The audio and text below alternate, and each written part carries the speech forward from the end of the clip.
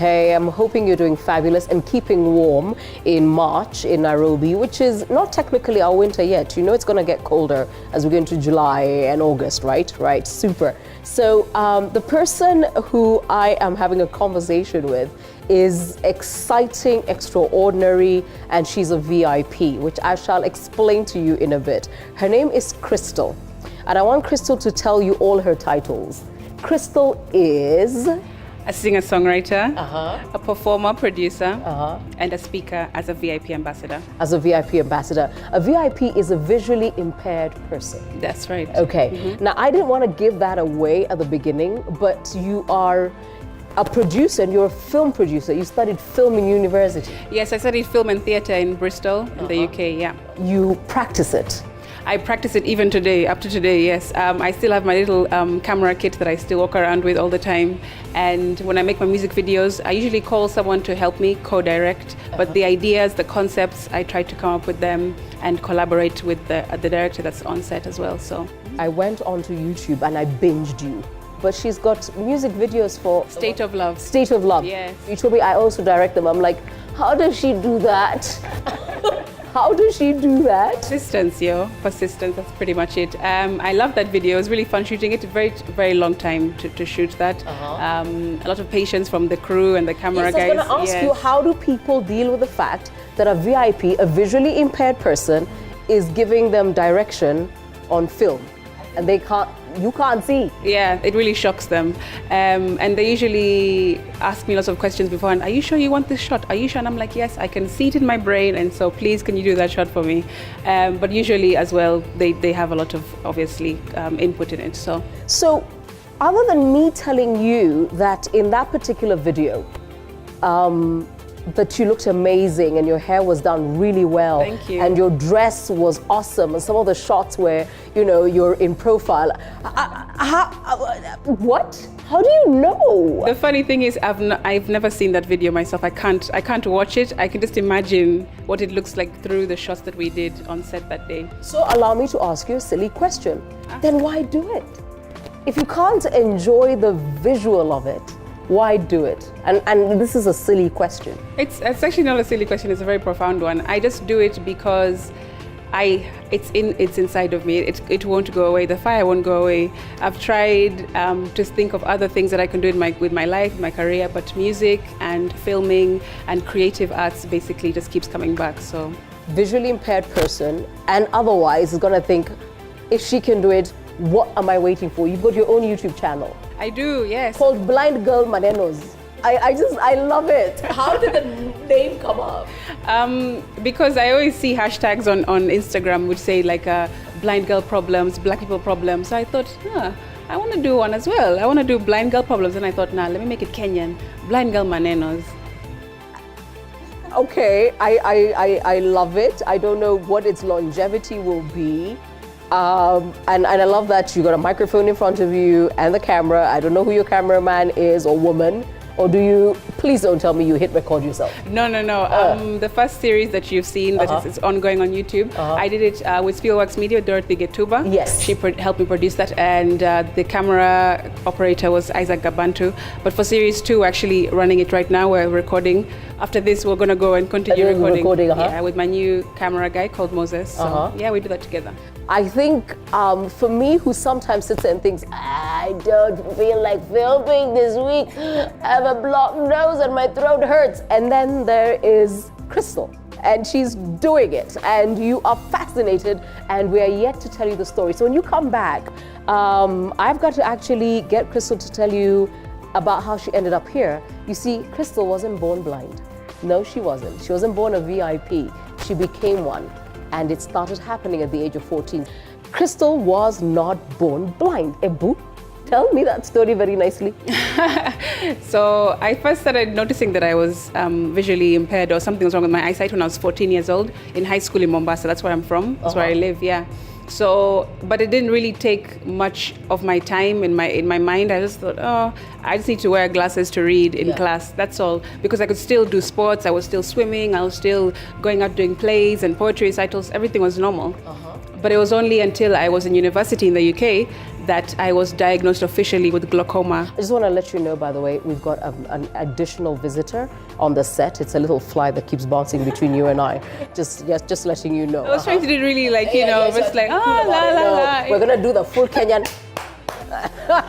Don't worry. Did I test paper? Yeah, tap. Yes, there we're going to do it. So at 14, your eyes begin to just, act a little bit funny. I couldn't really see very well from the back of the classroom. That's where my favorite seat was, at the back of the classroom. And then I thought, okay, let me just move a bit forward, until when I realized, hey, it's from last year to this year, it's become way different. So I took myself to the eye hospital with my mom, and they gave me some eye drops and a pair of glasses, and they just sent me off on my way. And I just thought, okay, well, they didn't tell me much else. So I just thought, when I finish these eye drops, I'll be fine. But I wasn't fine. So that's when I continued on to university, and then I got myself properly checked. So you went to university in Bristol? Yes, in the UK. And that's where you got properly diagnosed? Yes. So what led to that? I was in the lecture hall in class, and I couldn't see the screen properly. I just thought to myself, okay, I just need to get a stronger prescription for my glasses. So I went to the optician on a Saturday, and I said, I just need to get myself tested. And he tested me, and he told me, I'm sorry to alarm you, I don't want to alarm you, but Crystal, you need to stop everything that you're doing today and take yourself to the eye hospital, not the optician, the eye hospital immediately, because my pressures were in the 40s. And normally it's supposed to be around 10, 15. That's the optimum level. So I was 3 times that. So I rushed myself to the eye hospital, and after a few months of tests going back and forth, they gave me a diagnosis of glaucoma. They told me more about it. They actually sat me down and told me, okay, because you're black, it's more aggressive in you. Because you're young, it'll take more time to take its effect. And they told me there's no cure. They told me there's only ways to prevent it or slow it down. And this is what's going to happen to you this year. They predicted that I would go completely blind by 2013, actually. That was their prediction, which I beat. I was like, Yes, like BlindGirlManenos. I beat that. So I beat that year. And then, from then I had to start taking more. I had to take O&M lessons, which is orientation and mobility lessons. Different types of training. I got my white cane training. But it was a blessing you were in Bristol. I'm sorry to say that, but it was. Yeah, it was. Because I don't see how that transition would have happened for you here. I find myself completely lucky that I was in that place at that time because of the same reason that you say. I actually had the support, I had the training, I had the people to explain to me what I could do, how I could do things differently, so that I could continue to live my life as normally as possible. So that was a real blessing, But here's the thing, at some point, I'm sure your vision really, really was getting worse. Meanwhile, you're studying what at Bristol? Film and theatre. Okay, just checking that you're studying a visual art. Yes, and meanwhile, your ability to be visual is disappearing. Okay, so when we come back, and of course, if this is the first time you're watching this video, I want you to go back and watch the first one as I introduce Crystal and you get to know her. And then if you haven't subscribed to my YouTube channel, something's wrong with you. But if you don't feel like subscribing to me, could you please go look for BlindGirlManenos? That is Crystal's, that is Crystal's YouTube channel, and subscribe, and then come back because I want to talk to her about, okay, so you weren't born blind, you're studying film in Bristol, but your eyesight is not getting better, and at some point you actually can't see at all. Then what? I want you to tell me, you're studying, and I think you graduate, but your eyesight deteriorates. And then I go through a dark time, Caroline. Literally? Yeah, I literally go through a dark time. It's a vacuous experience. After university, when I had no more distractions, I could, before I was trying to, hang out with my friends, do work when I was off of school, do my uni work, travel around the UK. But then after that all ended, when I graduated, I had nothing else to distract my mind from the fact that I was going blind. So I had to come back home. That was 2010, after I graduated. I came back home and I spent 10 months in my parents' home crying. Yeah, I was literally crying all the time. But I get it. Yeah, praying all the time.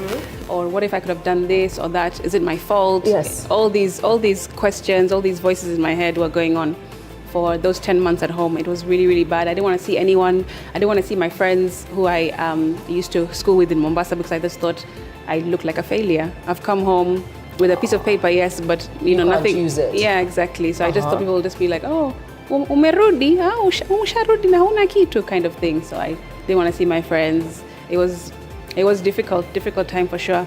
But then I had this experience where I was fighting or praying with God. I wasn't too sure. Yeah. It's a personal and negotiate as well. That's what it's called, a personal relationship for, right? Yep. Yeah, it's personal. Yes.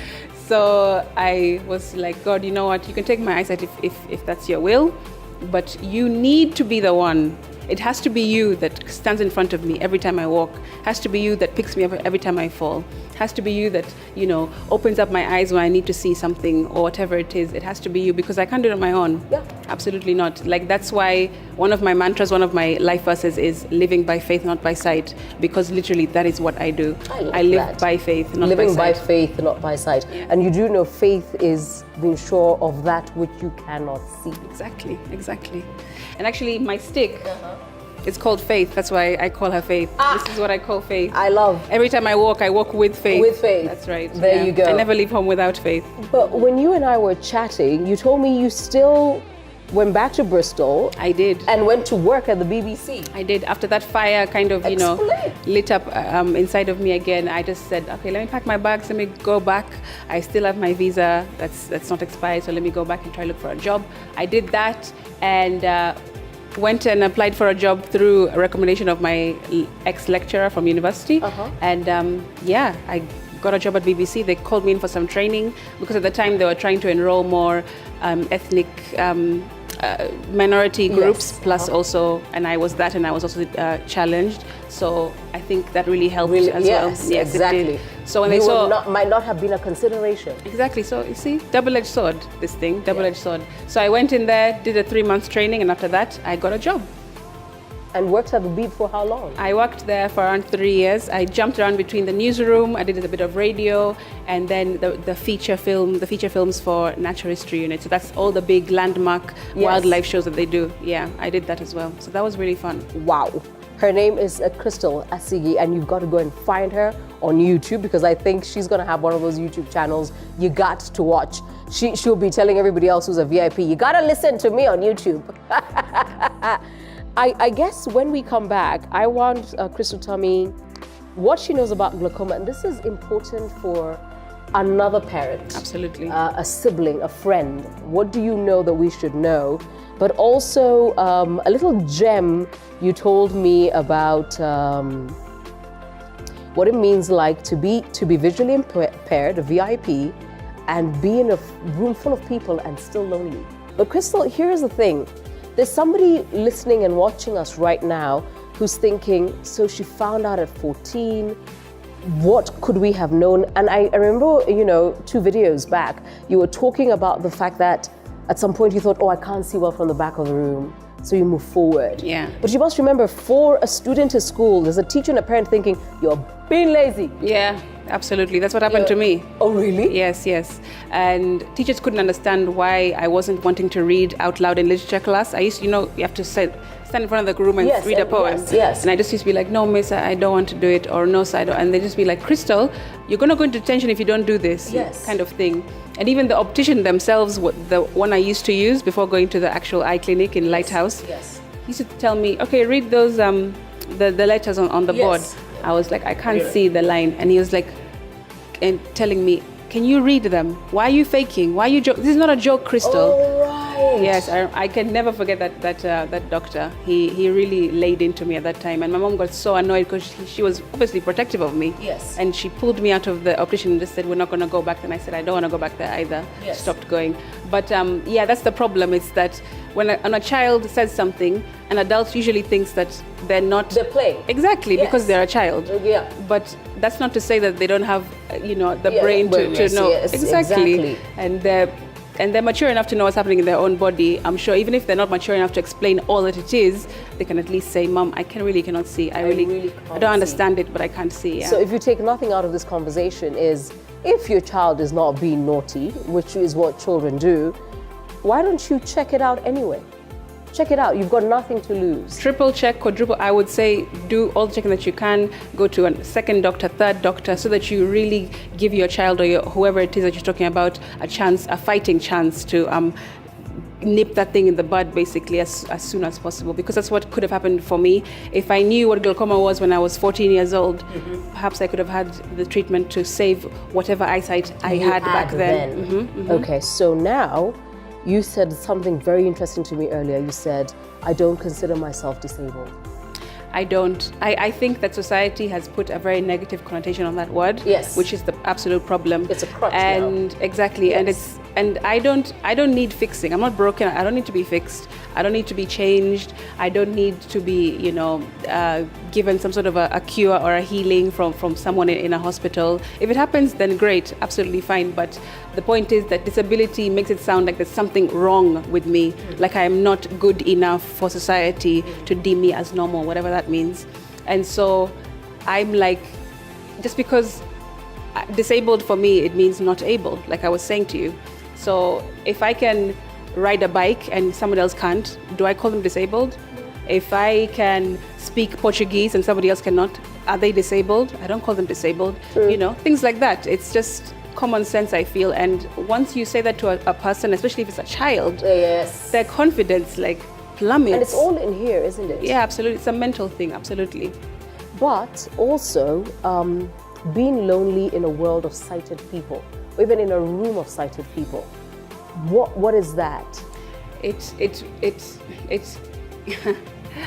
such a different meaning came to me when I first started losing my eyesight about loneliness. I could be, sitting doing music in a room full of other musicians, or at a concert performing at a gig, or just in a room in a restaurant, or anywhere with a social setting, at a party, and I would just feel so lonely. Because as much as people are trying to give me verbal descriptions like, oh, Crystal, this is happening, or so-and-so just walked into the room, oh, this is in front of you, a drink has just come in front of you. The point is that you can't see, and so you feel that you're excluded from that moment, that experience. And also, it hurts, it really hurt me because memories were not the same anymore, because, for you to keep a memory, you have to really see it. Exactly. Yes. So for me, I remember what things felt like, what things sounded like, but I can't remember what things, looked like. And so what's going to be your memory of our time together, other than the fact that I have a wicked sense of humor? That's it. I mean, things like that. You know what I mean? Like, boom, there you go. But like, for example, this amazing place that we're in right now, I can't really appreciate it because I can't really see it. Sadly. But I did describe it to you, so I think it's very important I tell you. We're sitting in the Davidoff room. The Davidoff room is a cigar lounge at the Kempinski, and it's grand. It's very grand. And there's a part where we will not show you where the drinks that are out of my pay grade are. Yeah, I mean, like I told you, if I had one of those, we're not going to the bathroom for a while. No, we're not. We cannot pay that kind of money. No, we can't. Away. So, I'm not going to end it here. I'm now going to pass every person on my Facebook page, on my YouTube channel, on all my digital platforms to your channel, so that you can carry on this conversation. Absolutely. Pick it up. What's your mission with BlindGirlManenos? It's to educate people, a bit of edutainment, basically. Yes. Entertainment, education, spread awareness about VIPs, not just about glaucoma, which is a massive disease that affects Kenyans. 20,000 Kenyans affected every single year with glaucoma alone. So also just stigma and discrimination, those things should be in the past, to be honest with you. If I had to go through it so that I can help somebody else not go through it, then I've done my job. And the music as well really helps, get me through lots of times. You have two things. You got a fantastic singing voice. You can really hold a note. And you have a fantastic speaking voice. Thank you. And keep that. You've got a smile in your voice when you talk. And I don't know whether it was part of training, it comes naturally to you. But I think you'd be fantastic on radio. Someone has told me the same thing. I think you'd be fantastic on radio. If you're hiring, look for Crystal. I'm literally pimping you. Thank you. Dude, I need a pimp. Yes, I am pimping. She's awesome, and she's got a great personality, and she comes very, very self-equipped. Absolutely. I'm very self-efficient. I'm very independent nowadays. I mean, I don't ask anyone for anything, hardly. People usually say, you don't need anything, are you sure? And I'm like, no, and you did a video on that. Exactly. Yes. I'm absolutely How to handle fine. VIPs. Yes. So you notice I watched it and then I have not done this nonsense. I like it. Uko sawa, uko oda. No, I don't play that game. I don't play like that. So You've been I'm told, not saying goodbye. yes. I'm actually telling you, go to Crystal Asige's YouTube channel and carry on the conversation from there. And if you're looking for somebody special for your radio station, look for her. I think she is the next big thing. And I don't say that about very many people, you know me, because I was the big thing, you know what I mean? And that's how we'll end this. Thank you, Crystal.